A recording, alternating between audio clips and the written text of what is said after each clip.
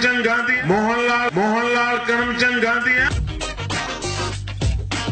जो बड़ी आयु के लोग होते हैं ना, तो सर्दियों में आप देखेंगे तो अक्सर कहते हैं कि पिछली बार से इस बार सर्दी ज्यादा है। सर्दी ज्यादा नहीं है। उनकी उम्र बढ़ने के कारण उनकी सहने की शक्ति कम हो गई। ये क्लाइमेट चेंज नहीं हुआ है, हम चेंज हो गए हैं।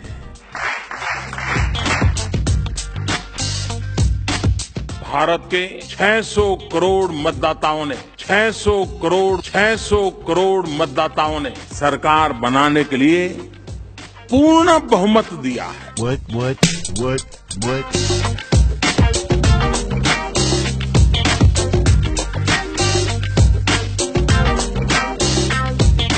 मैत्रीपाला सिरिसेना एंड एमआरएस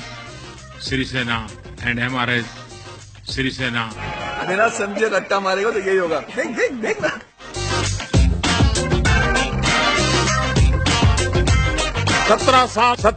17 साल के स्वतंत्र भारत के इतिहास में पहली बार